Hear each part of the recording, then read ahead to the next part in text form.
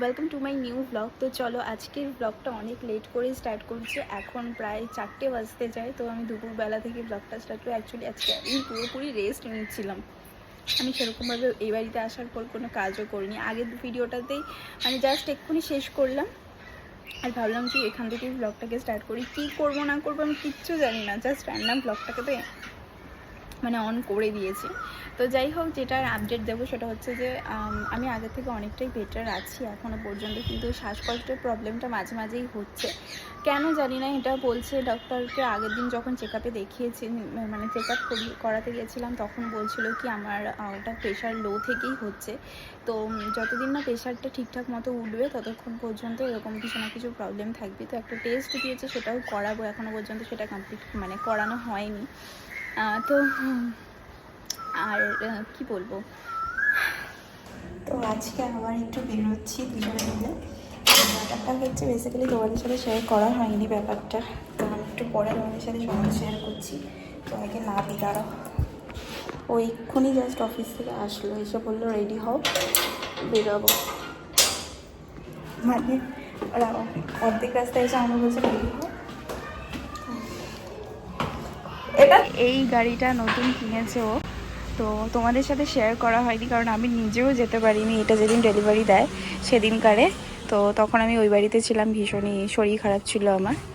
তো যাই হোক, এখন ও বললো কি একটু বেরোবে ঘুরতে, তাই জন্য বেরোচ্ছি।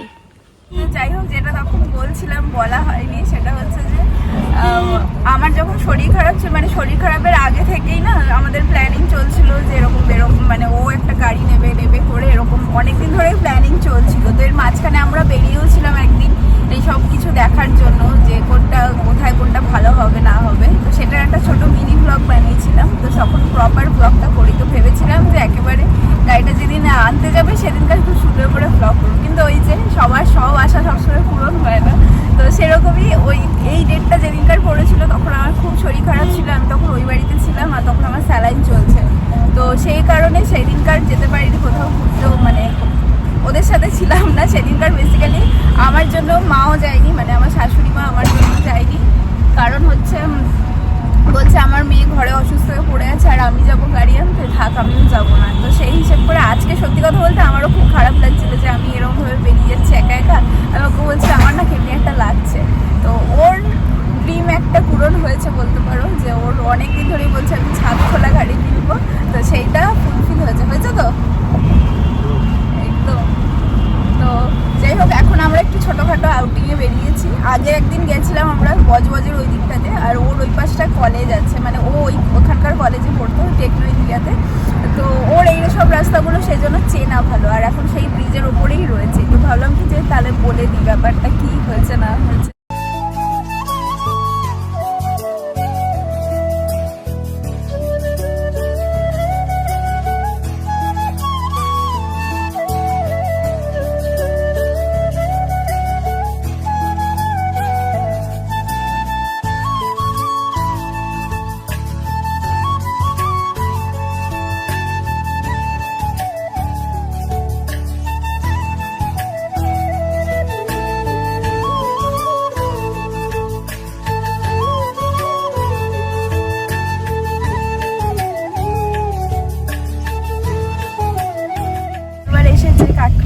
স্টলে মোমো খাচ্ছিলাম, তো সেই স্টলেই আবার এসছি আজকে।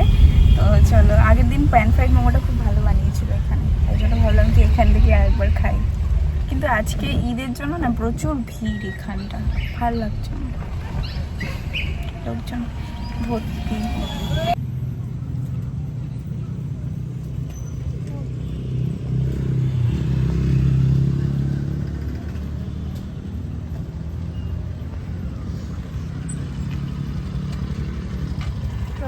চলো, আমাদের মিনি আউটিং কমপ্লিট। কি বললাম, মিনি আউটিং বলতে গিয়ে কি একটা বলে ফেললাম। তো যাই হোক, আমাদের মিনি আউটিং কমপ্লিট।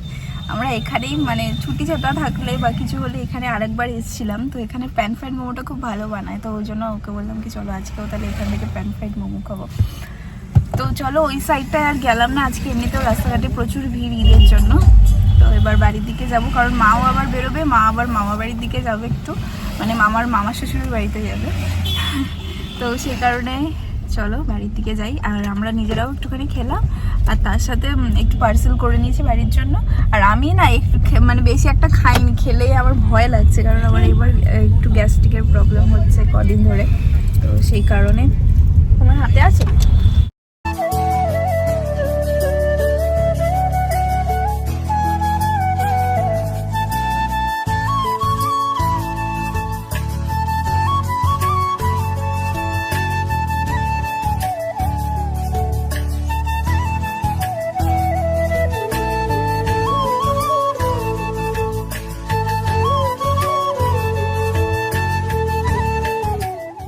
সো এই জাস্ট বাড়িতে আসলাম, আর ও একটু বেরিয়েছে মায়ের সাথে, মামার বাড়িতে গেছে, আগেই বললাম। তো এখানেও একটা ইনসিডেন্ট হয়ে গেছে এই কদিনে। তো এই কদিনের মধ্যে অনেক কিছু ঘটেছে, যেগুলোর মধ্যে তোমাদের সাথে হয়তো কিছু শেয়ার করেছি, কিছু শেয়ার করা হয়নি। সেটা তেমনই একটা খুব প্যাথেটিক ঘটনা এই বাড়িতে ঘটেছে। সেটা হচ্ছে যে আমার মামা শ্বশুরের মেজো মেয়ে, তার মেয়ে কতদিন ধরে অসুস্থ ছিল, মানে সে বাচ্চা মেয়ে একটা, মানে তোমাদের সাথে হয়তো আমি অনেক সময় ব্লগেও শেয়ার করেছি। তো 3টে বাচ্চা থাকতো, তার মধ্যে থেকে একটা বাচ্চা, মানে একটা হচ্ছে ছোটদির মেয়ে, আর একটা হচ্ছে মেজদির, মানে মেজদির 2টো মেয়ে। তো সেই বড় মেয়েরই ভীষণ শরীর খারাপ হচ্ছিল মাঝখানে। তো বেসিক্যালি কি বলবো, সেইটা এমনই পর্যায়ে চলে যায় যে কিডনি খারাপ, অনেক কিছু, অনেক প্রবলেম ওর মধ্যে দিয়ে পাওয়া গেছে। তো হঠাৎ করেই মানে সে এক্সপায়ার করে যায়, আমাদের মধ্যে আর নেই এখন। তো ভীষণই বাজে একটা সিচুয়েশান। মানে যেদিনকার এই ঘটনাটা ঘটে সেদিনকার আমি তো পুরো এই বাড়িতে পুরো মানে কি বলবো, বেড রেস্টই বলতে পারো। মানে আমার সেদিন থেকে জ্বর, মানে কি বলবো, শ্বাসকষ্ট, যেদিনকার শ্বাসকষ্ট হয় ঠিক সেদিনকারই মানে সকালবেলা সৌরভ আমাকে নিয়ে ডাক্তারখানায় দিকে যায়। ডাক্তার দেখিয়ে আসার পরেই মানে আসতে না আসতেই কিছুক্ষণের মধ্যে এরকম একটা খবর আসে আমাদের কাছে যে বাচ্চাটার নেই। তো তখন মানে কি বলবো, যতই হোক একটা ছোট বাচ্চা, তো ক্লাস 8-এ পড়ে, 13 বছর বয়স। তো খুব খারাপ লাগছিল, কিন্তু যেহেতু আমার আর যাওয়ার মতো ক্ষমতা ছিল না, আমি তাও ভেবেছিলাম যে বাড়িতে যখন ওকে নিয়ে আসবে তখন একবার গিয়ে দেখে আসবো। কিন্তু তখন এত জ্বর ছিল, মানে আমি যে একটুখানি বেশি 5-10 মিনিটের বেশি আমি দাঁড়িয়েই থাকতে পারছিলাম না। তো সেই কারণে আমার আর যাওয়া হয়নি ওখানে। তো এখন আর এই সব কিছুর মধ্যে আমি আর এখন যাইনি। আমি বললাম যে না থাক, আমার এমনিতেও শরীরটা ভালো নেই, তো সেই কারণে আমি আর গেলাম না। ওরা গিয়ে একটু দেখা করে আসুক ওদের বাড়িতে। কালকে হচ্ছে ওদের সমস্ত মানে যা যা কাজ বাজ থাকে আর কি, তো সেই কাজ টাজগুলো সব কালকে রয়েছে, মানে কালকে মানে হচ্ছে বুধবার দিন।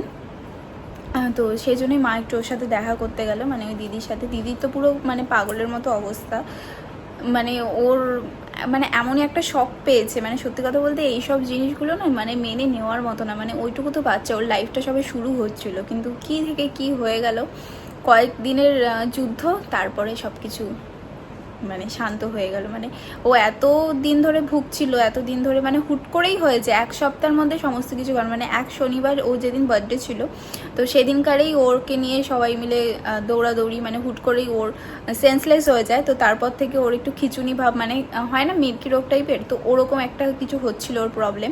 তো তারপরে ডাক্তার দেখানো হয়, কিন্তু তারপরেও তাকে মানে ওকে বলেছে যে মানে বড় জায়গায় বা কোনো হসপিটালে ওকে অ্যাডমিট করতে হবে। তো সেরকমও করাচ্ছে। ওর বেসিক্যালি কিছু প্রবলেম ছিল, তো সেগুলো আগে থেকে মানে বোঝা যায়নি, তো সেটা অনেক বেশি মানে গাড়িয়ে গেছে। তো তারপর সেটা কিডনিতে গিয়ে এফেক্ট করে। তো ডাক্তার তো সেই কথাই বলছে, এখন আদৌ জানি না কোনটা সত্যি কোনটা মিথ্যে।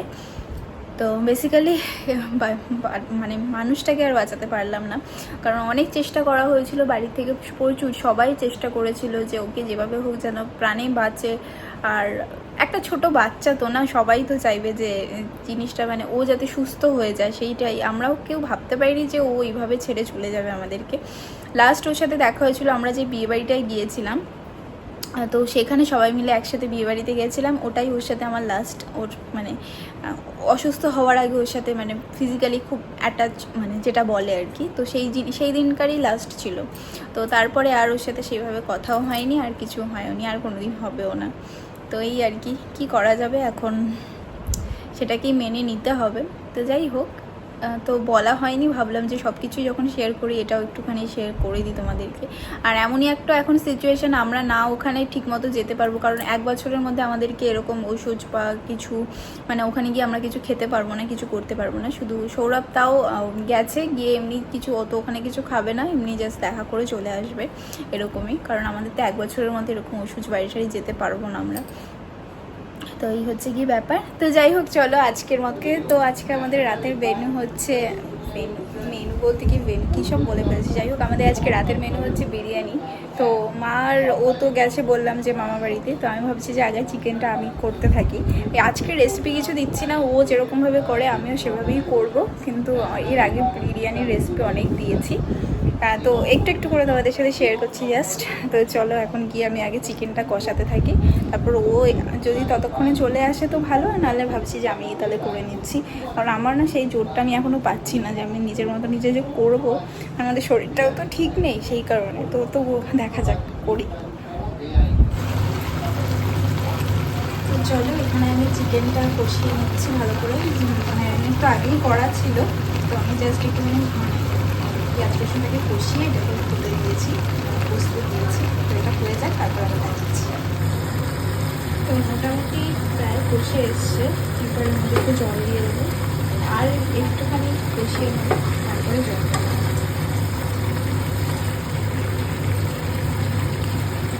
চলো এখানে বিরিয়ানি বসিয়ে দিয়েছি, পুরো ফাইনাল লুকটা হয়ে গেল, তারপরে দেখাচ্ছি, কারণ লেয়ারিং করানোর সময় আমি আর দেখাতে পারিনি, কারণ একা একা করছিলাম, তাই জন্য এই যে ও সিস্টেমেই বসেছি।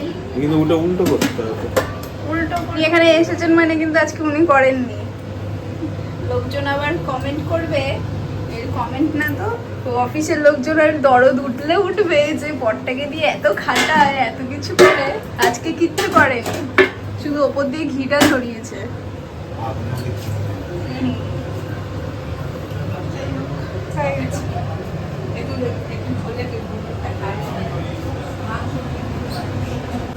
ওপর থেকে জানি না যে আমি ব্লগগুলো এন্ড করতেই ভুলে যাই, তো আগের দিনেও ব্লগটা এন্ড করা হয়নি, আজকে সকালবেলা আমি ব্লগটাকে এন্ড করছি। যখন আমি মানে আরেকটা ব্লগ স্টার্ট করতেছি তখনই মনে করি বাবা আগের ব্লগটা তো আমার এন্ড করা হয়নি। তো যাই হোক চলো আজকে এই ব্লগটা এখানেই এন্ড করছি। কালকে রাত্রিবেলা বিরিয়ানির লুকটাও সেরকমভাবে শেয়ার করা হয়নি, বাট টেস্টি হয়েছিল খেতে।